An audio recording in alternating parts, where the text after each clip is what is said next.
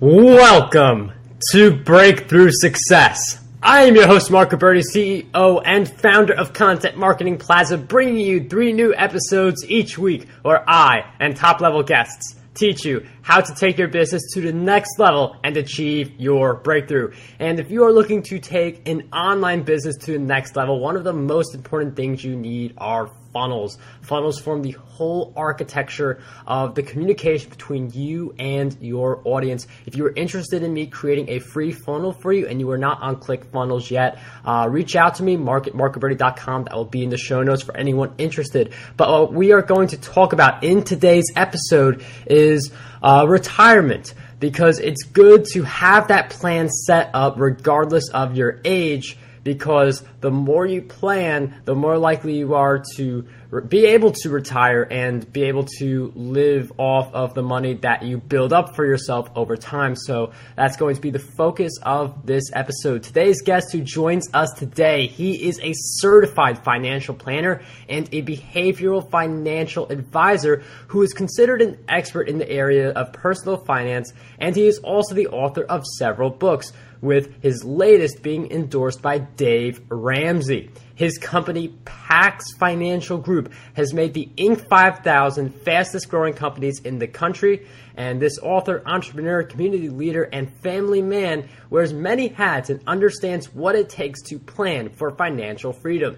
Today's guest for episode 335 of the Breakthrough Success podcast is none other than Darryl Lyons. Darryl, it is such a pleasure to have you on the show. Thank you, Mark, for having me. You've had a lot of amazing guests on your show, and I'm glad to be one of them. Darryl, I'm so happy to have you on the Breakthrough Success podcast. I'm looking forward to diving in because I feel like it is something, when it comes to our financial prosperity, it is something we should all be planning for as soon as possible. So I'm looking forward to hearing your insights on that. Before we get in there, though, can you give us some background to what got you on this path and also got you to start your company, PAX Financial Group? Sure. Yeah, I'm from a town just outside of San Antonio, Texas, called Castroville, Texas, and it's a small cornfield town. And I lived in a handful of areas in Texas, but that's where I ended up graduating from.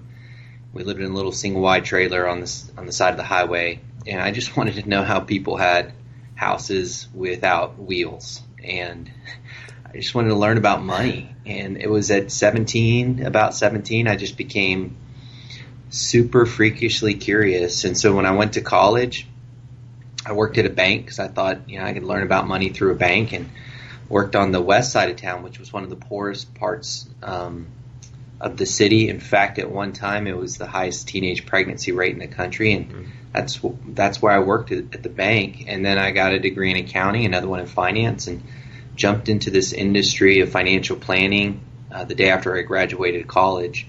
And I've just been certainly curious about money ever since. It doesn't stop, because not only is money a currency of exchange, but also how it impacts lives and marriages and families, and leaves legacies or destroys families. And so it's such an integral part of our lives that the curiosity really doesn't end. And certainly that infatuation has led me to build an organization called PAX Financial Group, and started it with several other people. And one of them we bought out. He went to go work with Andres Gutierrez, or one of them was Andres Gutierrez, and he went to go work with Dave Ramsey in Nashville, and we amicably bought him out. And he went to go be the Spanish version of Dave Ramsey, and he's doing real well now. And so me and Joseph and a handful of other people got together and created PAX Financial Group, which is a fee-based investment advisory firm, really focused on the middle class. Some people call it the mass affluent, and we're trying to figure out a way to serve that community in a way that makes sense for everyone, which is difficult in the investment advisory world. Most people are focused on the high net worth space, and we've just decided to hang our hat in the middle America, which by definition, my definition is somewhere between food stamps and a yacht, and that's about as clean as I can get, and that's what we're called to do.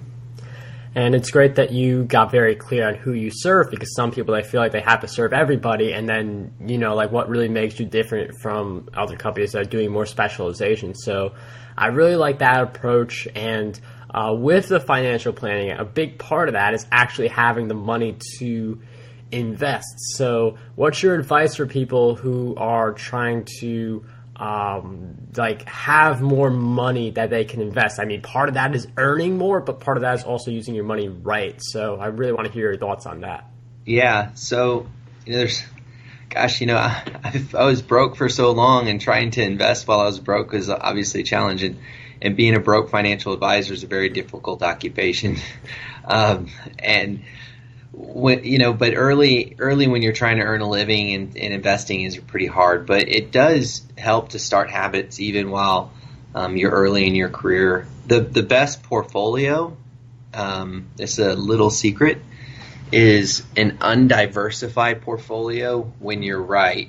And what I mean by that is investing in yourself is really the best return on investment that you can possibly make. If you looked at my net worth, the majority of my net worth is in my company. And that's a bet I was willing to take. Now, certainly if you're wrong, it doesn't work out.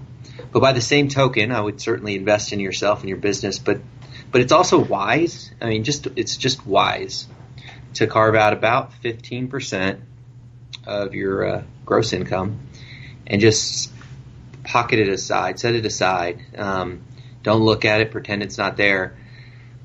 And eventually it'll be worth having that in reserves. And it's worth it for a lot of businesses to do that. And if you end up, as an example, own a hardware store and you do everything right, you're a good business person, you've checked all the boxes in terms of profitability and business acumen and cash, but all of a sudden Walmart moves next door to you, you're toast. And for those that have saved 15% can weather that, and those that haven't will be in trouble. And so saving 15% along the journey of investing in yourself is really the best way to go. And what's your advice on, I really love the idea of having that reserve because, if something happens, you're more prepared. I think we saw that in the recent shutdown because a lot of people, they were waiting for that next paycheck to come and it didn't come. Yeah. And that hurt a lot of people. So I like that idea of having the some kind of reserve in place. But how do we get that discipline? Because some people, for every dollar they make, they spend $1.02. Other people, they just want to invest, which is better. But, we need some kind of reserve. So how do we get that discipline? Well, we know the discipline's a muscle. And this is where the behavioral finance part of our industry is really taking off. It's almost taking off like the cannabis industry. Behavioral finance has really become quite a difference maker in the field of finance because what we've identified is that those that can make changes called neuroplasticity, you rewire your brain to become disciplined. It's different for everyone, but it's possible for everyone to start creating the little habits that ultimately become a part of your life. And how you do that, well, you have some good podcasts on that, by the way. But how you do that applies to money just like everything else, just like working out. And so it does require some discipline, self-control, and some habits. And that's why we hear the phrase, pay yourself first. For those that do spend $1 or $2 for every dollar they make, before they even get a chance to spend it, automatically drafting their accounts and moving that money over to a mutual fund or some type of Roth IRA before they even get the money is smart. Or if they have a 401k, automatically putting 15% in there, especially if there's a match. There's also for small business owners something called a simplified employee pension plan, SEP, and a simple IRA. There's a handful of ways you can do it. But those that don't have the discipline, kind of creating these boundaries in their life where they can automatically save money and then spend the rest if they can't force themselves to do it on their own, just automatically doing it. Yeah, and Darryl mentioned a very important word there, automatically, because sometimes we forget to do different things like put money into a mutual fund or invest it or move it to another account so it's less likely to get spent or put into the wrong use. So I like the idea of making it automatic. There are different ways to arrange that based on what broker you use, how you put it into your retirement plan. and setting that up with your bank. So there are certainly different ways to do it, but it is something that we should all be doing, that automatic payment plans. Yeah, Mark, I'm not that old. I'm in my early 40s, but I've been doing this for 20 years, and I've seen a lot of people build wealth by just saving. You know, you hear about it and you kind of don't believe it, because it's just, first of all, you just don't see it. Like, you might see somebody build a commercial real estate property or start a business, but I've seen people, a lot of people become millionaires, multimillionaires on paper, just by saving. It's unbelievable, and it's unfortunate that most people don't get to see it, and so I'm kind of the spokesman to just let people know that it's very possible. And so it's just hard. I guess probably when I was in my early 20s, I didn't really buy it. People told me, and I saw the models, and I spent a lot of time studying this stuff, but it's still hard to believe. You're like, I don't know if that's really possible. I'd much rather live life to the fullest and spend it. But I'm telling you, I'm seeing it all the time, every day. I've sat with thousands of people kneecap to kneecap, and they're accumulating wealth just by saving money, not even being smart, right? Not even really knowing where to invest or what stocks to buy or how to start a business. They're just saving, and they have millions of dollars. It's unbelievable. It does take time, it does take patience, but it works. Now, are they putting that money into a mutual fund or something like that, or are they just like having it sit in the bank? No, most people put it in mutual funds. It's just a kind of an easy way to invest. No people who make millions, they don't keep it in the bank, because it just doesn't earn any money, and that effect of compounding is it's pretty powerful over time. So using mutual funds, typically invested in those mutual funds, typically invest inside those mutual funds into stocks and bonds, but typically stocks which are, stocks that you and I know all the time, whether it's Apple or BlackRock or whatever. But these are people that are putting money aside in mutual funds that own stocks, and they're telling themselves, well, I think America is going to be okay, and I know it'll go up and down, but I'm just going to continue saving. They believe that the markets will reward them. They believe that people will still need, globally, tires and toothpaste, and they'll buy iPhones, and they'll still pay a premium for a Marvel Avengers movie. And as long as people still do that, the stock market's going to still go up. And so they just do life. They raise their kids. They work hard. They focus on their family, and they just sock this money away. And then they look up, and people who are trying to be cute or smart or make big bets or egotistical, they're fumbling. But there's a lot of just good, wholesome family that just, you could call it just sheer dumb luck. Wake up 20, 30 years and have several $1 million in their 401k or their retirement accounts. Yeah, mutual funds are definitely the easiest way that's the most passive way you could possibly invest without having to look at all these different companies and reports and all that stuff. So, I like that approach, because it's definitely, you get to focus more on the areas that you want to focus on, especially for the people who we maybe talk about middle class. Like, maybe they have a 9-to-5. When they get home, they just want to spend time with their family. So it's definitely the most hands-off, passive kind of approach.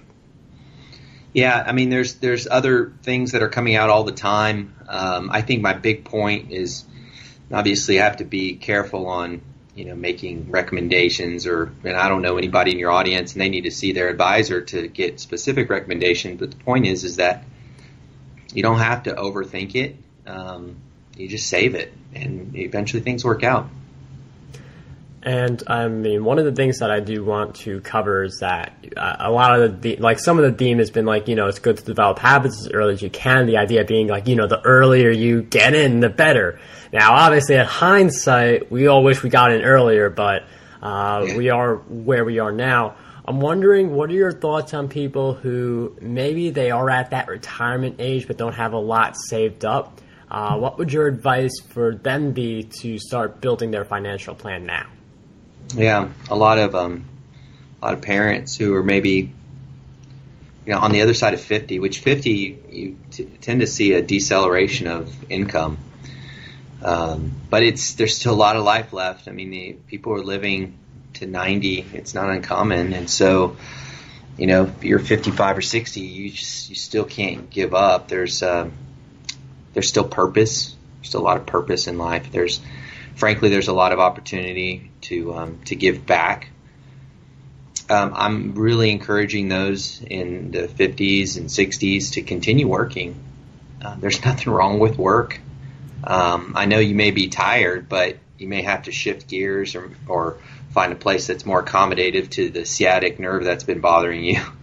But the idea is to continue working while you can and save while you can. I've seen people very well navigate life in their 50s and 60s, typically 60s, maybe 65, 70. Navigate, maybe the scenario wasn't what they had hoped. Life happens in a lot of ways, and it could be bad habits, it could be bad decisions, but sometimes maybe you just had a kid that was sick. I've had clients where their kids were really, really sick, and all their money went to healthcare bills, and so it's no fault of their own that they woke up at 65 without any money. Mm-hmm. And most of these people who end up in that space, it's not a surprise to them. It's just, okay, now how do we do this thoughtfully? And so it does require some thought. It requires recalibrating, and the biggest threat is just comparing themselves and saying, I should, my neighbor has this, a boat, and the people that spend a lot of time in that space in their head where they're comparing, those individuals tend to, I hate to say it, digress. But the people who respond to the life circumstances and then navigate with a positive attitude and with purpose, they do real well. And we know that Time Magazine studies have done the studies on happiness, and we know that those people in that space that focus on their unique life purpose, we know they live longer and have better lives. But financially, what that means is that their medical bills are lower, their blood pressure is less. Mm. The idea of them needing chronic care is reduced. So even though I talk about maybe some pie in the sky kind of Pollyannic, touchy-feely stuff about purpose, it actually has a quantitative effect on people's lives. And so it's now what we're seeing in the world of finance is those conversations are happening more and more. And that's why I talk about in retirement, the definition of retirement by many people is disposing of an asset. That's its true definition. An asset that's disposed. I would rather recalibrate and call that pivoting. We're going to pivot into the next chapter of life with purpose, and that helps us reframe and call something what it needs to be called, which is the next chapter of life. And that's really interesting insight, because I feel like we see this all the time where when someone loses their job at a really old age, they just suddenly lose their purpose. So that sense of purpose is really valuable. But thinking about how it saves money in these different ways, because it's not just about how much money you make, it's about how much you save. So I feel like no one should really be thinking about when they hit 65 or that kind of age, they just retire and stop working, because you're not going to live very long if you do that. So it's definitely good to, even if you don't like your job, just have something like, okay, I'm going to do this with my life now, instead of just calling it a career. Yeah, it's just tricky. It's that's why I have a job as an advisor on people's guides in their lives. But there's a lot of good advisors out there that can just walk life with people, because it's just kind of a lonely time, because and I'm myself included, put my identity into my occupation, and then you wake up and you've got to reset. But the cool thing about it is I've seen a lot of people reset in really cool ways. Like one guy that I know, he just decided he was just going to start working on his friend's ranch and fix all his fences and chase away trespassers. That was his fun. That was his life. Another lady I know, she decided to take a job at a call center. She loves dealing with angry people. She just likes it. Another guy works at I'm from San Antonio. He works at the San Antonio Spurs game as an usher. He loves that. Another lady I know, she does line dancing all the time. In fact, she told me the other day, she says I didn't grow up with anybody cussing, but my line dancing partner says F you all the time. And it just makes me laugh, and I'm meeting new people and I'm getting used to it. And so, I've seen over and over again people just kind of reset and have fun and make the most of life. And it's such a joy for me to play a role financially to say, this makes sense and you can afford to do some of these things. And it actually saddens me when I see people go the other direction and live a life where they say, man, I wish I could do this or I wish I could do that. And then they compare to other people. That doesn't happen too much in front of me, but I know it happens quite a bit. Yeah. Most of the time people are figuring out a way to live the second chapter of life with purpose. Yeah, it's definitely more empowering when you hear about people being able to afford this stuff, and maybe they didn't think they could before, and they look at the way they're making money, what they have invested, like, wow, I have these different opportunities. So that's definitely very empowering. And I know you've helped people with their financial planning, so you've seen all different kinds of examples and people. So I'm wondering if you could share with us the difference between people who they set the financial plan and they get it done versus the people who don't get it done. Oh yeah, it's true. There is that challenge of people giving people a plan. I had a lady once who won the lottery, and I laid out everything for her. The math was perfect. I thought it was perfect. The investment strategy was good, and she wanted to buy a boat. And I said, it's not a part of the plan. She got an installment sale, so there was a fixed amount of money she could spend. And I said that there's just not enough money for a boat. And she called me back and said, she called me back from the boat sales lot, and she said, the boat salesman says it's none of your business to buy a boat. And I thought, holy smokes! This is nuts. So obviously she's not a client anymore. But my point is that you can certainly set out the best plan possible, but it's your decision making that ultimately makes a difference. In fact, research has shown that when it comes to investment results and your net worth, only 13% of that is what stocks you pick, timing of the markets, and asset allocation, how we spread it out. That's only 13% of it. Most of our traditional financial planning spends a lot of time in that area. 87% of the results of investment and net worth growth is directly a result of the decisions that you make. And so when it comes down to building a plan is a roadmap, but a plan is absolutely wrong the day you walk out the door of your financial advisor's office. And so what it requires is constant engagement, constant recalibration, but most importantly, doing the things that are rational, responsible, reasonable, that consider your future self, your life goals, and your values. And it's really interesting you mentioned that person who, the thing is, you hear about lottery winners and you think, oh, they're set. But you have some of them who they're broke in 6 months and 18 months because they don't have the discipline down. Just because you give someone more money, they are going to treat it the same way as they treated it before. So maybe instead of, buying just a used car, then they get this flow of money, boat, Lamborghini, and like anything else they could put their way. So it's good to develop that discipline, which is what we've been talking about throughout this episode. But we've been talking about how we can develop our discipline. I'm wondering, Darryl, if we could go a little deeper into you a little bit, in the sense of I believe habits are really essential. I know you have some of them, so I'm wondering if you could share some of your habits that you would consider essential for your success.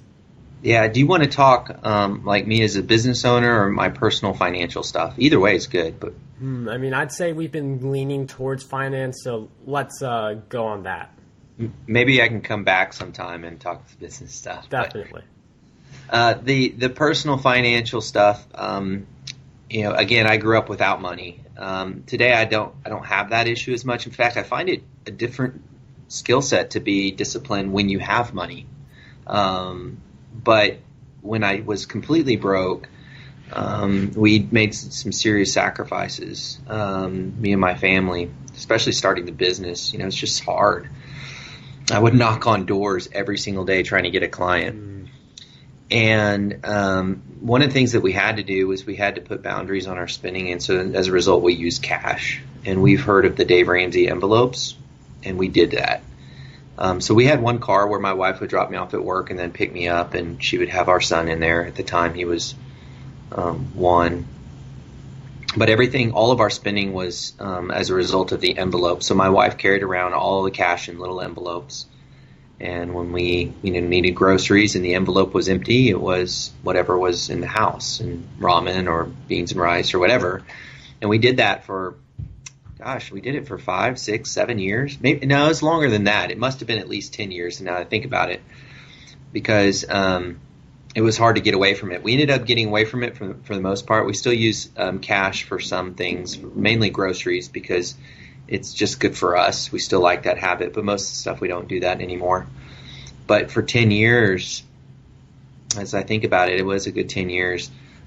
It was what we needed to do to get on the other side of debt. I mean, I came out of undergraduate with a lot of student loans, so I had to put my income towards the student loan debt, which took a long time. I had a car loan.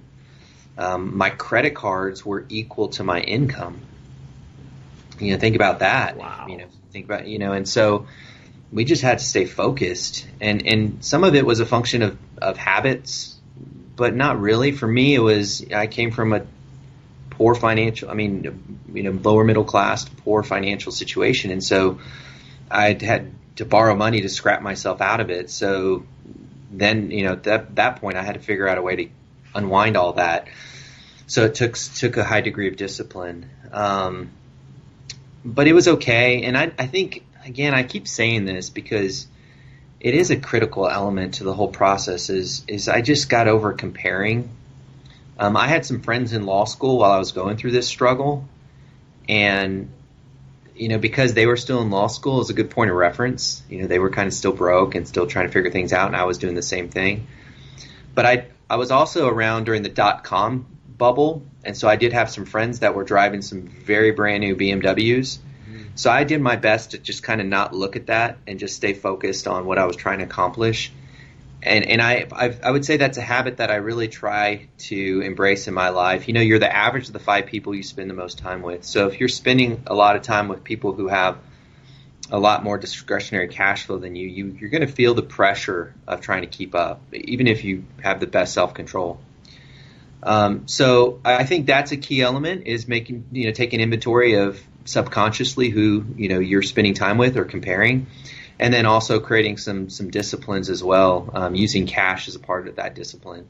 And then today, in fact, the first chapter of my book, I talk about the discipline of pausing before you purchase. With one-click pays and Amazon and even optical purchasing, there's no friction to buying anymore, so it's so stinking easy to buy that you don't even think about it. And so implementing in your purchasing decision to pause before you purchase is one of the things that you can do in today's technology environment, because there's no friction, there's no pauses anymore. So integrating that, sleeping on it, come back, and you probably won't need it.